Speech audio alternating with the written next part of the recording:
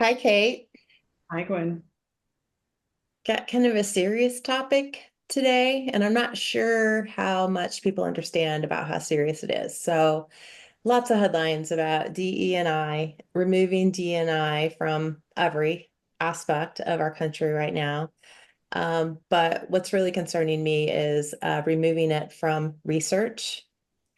I just don't know that people understand the implications of that. And it comes down to if you remove all DE&I, meaning all women, all people of Black, brown, or other races, LGBTQ plus more from all medical research, what are you left with?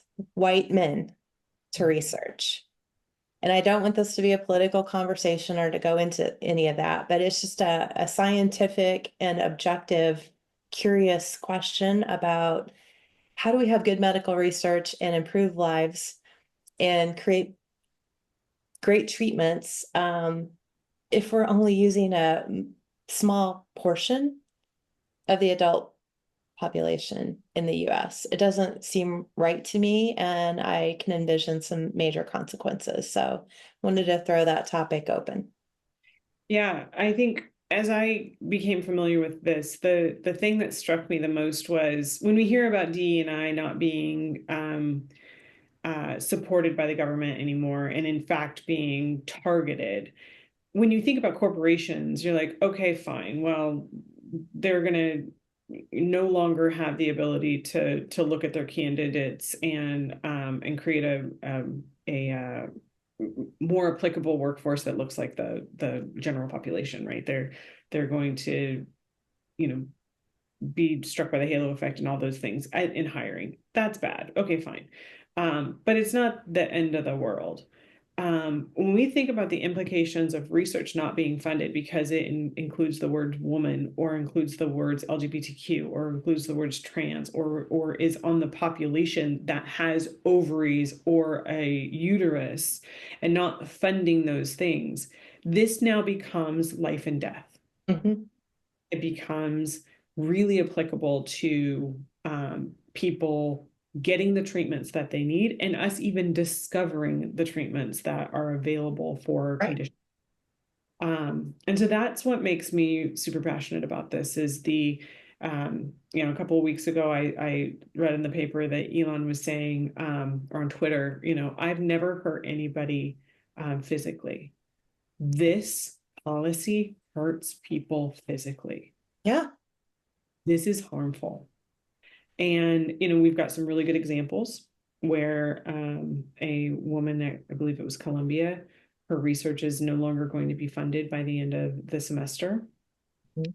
Um, and it was on fibroid tumors in women. And it affects the vast majority of women. 77% of the population of females are going to be impacted in one way, shape, or form throughout their lives of fibroid tumors. That's a problem. Mhm. It's a And men don't have that problem. No, I don't. So it's not like we could even divert research for, researching this in men, or we need to include more in the population. What we're saying is we've had a tradition of researching drugs for a population that didn't include women because of childbearing in the Mhm. past. And it wasn't, you'll probably know the year, but it wasn't until I want to say the 90s that there was a federal law that you had to include females in your population. Mhm. Um, Late but 90s, but it wasn't until 22, 23 when Biden actually made funding available. a mandate to pursue more funding for women that it started up. And that was just a few years ago. Yeah.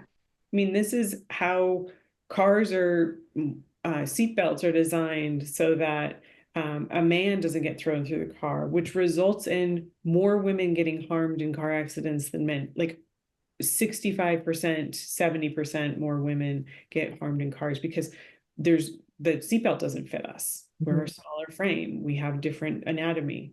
I mean, it's really serious when we leave out a portion of the population and then apply drugs safety, etc., to the entire population and figure it's just going to be fine. We're Yep. not the same.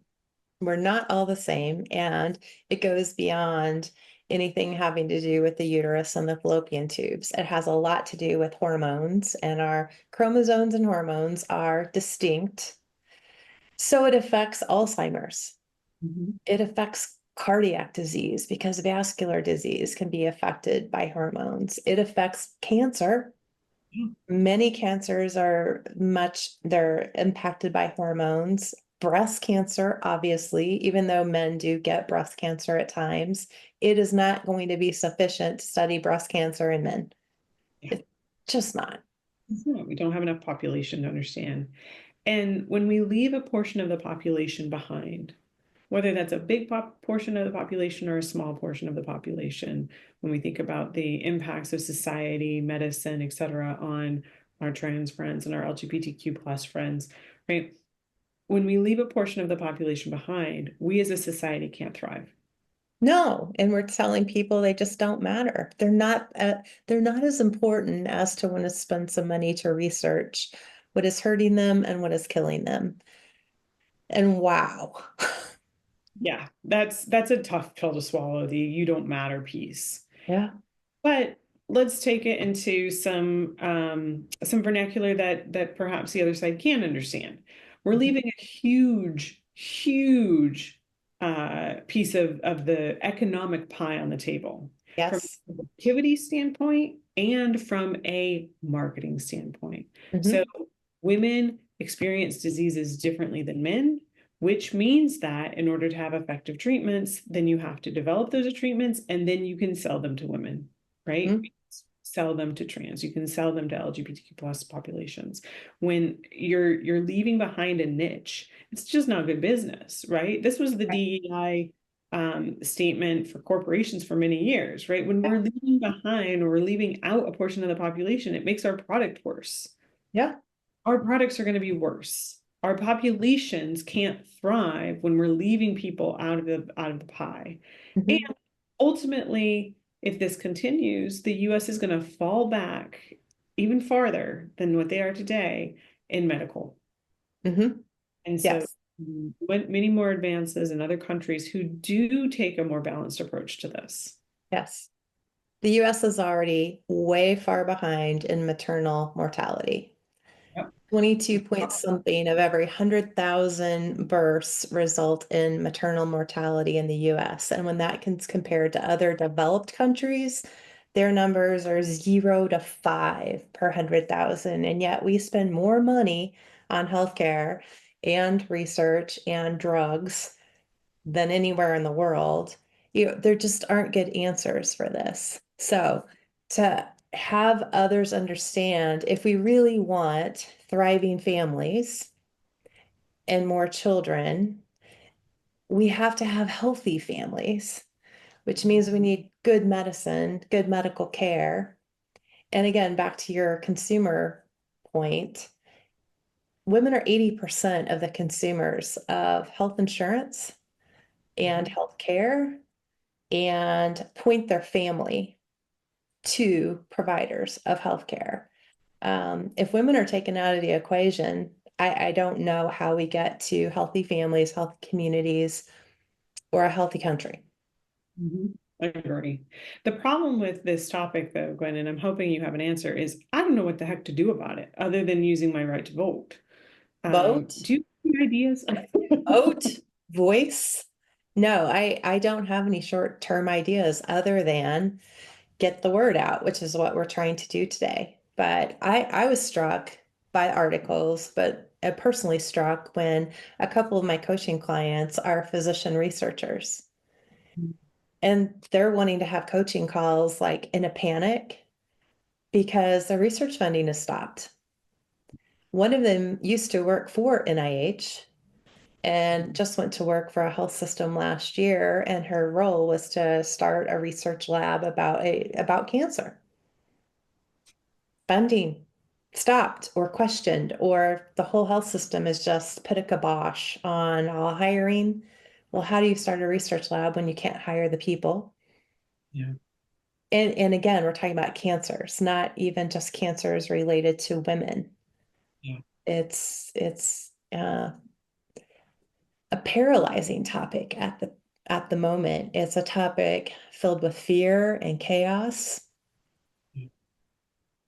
So talking about it and trying to normalize, it's not just research and something that some mad scientists are out there doing. This is affecting our daily lives or could. Yeah, absolutely. Just to make it a little bit personal, I went into, I have a high cholesterol, and so I went into my doctor and said, "Hey, what can we do about my high cholesterol?" And a statin isn't advised for me because A, they don't have robust research on statins on women. B, they're not even sure it would work. Hmm. And this is a drug that my husband's on most of my You male hear everybody on it. everybody's How on many it. commercials? Yeah, and it's working, right? One of our relatives has said like they should put it in the water because it lowers cholesterol so well, and cholesterol has a direct correlation with heart disease. And so like I felt a little bit like, okay, well, what am I supposed to do if my cholesterol is high and there isn't a drug that fixes it? And I don't want to die of heart disease, the number one killer of women. I also don't want to have heart disease and cholesterol because of my association with Alzheimer's. Right? And that's horribly bad for your propensity for Alzheimer's. So how do I manage my health if I don't have any choices to make? Hmm. So I'm not on a statin, not on anything. Diet and exercise is not cutting it down. It's genetic. So what is a person to do if the research isn't there to help me manage my health? Um, and so I'm going to pay more attention to it as we get closer to election time and make sure that I am voting the way that I feel like I need the world to be and the funding to be, and just do what I can for my seat for now. Yeah. And get the word out and ask for comments, ask for ideas. This group of people who are all suffering, and that includes men in healthcare and in science, might have some good ideas. Yeah, absolutely. Absolutely. So, in summary, this stuff isn't just DE and I. This stuff we keep hearing about can have a direct correlation to our lives. And even if you are a white man and research is continuing, you likely interact with women in your life, probably in your family. And so it's something to really consider and think about how you can take action. I agree. This affects everybody. Mhm. Well, thank you. Talk soon.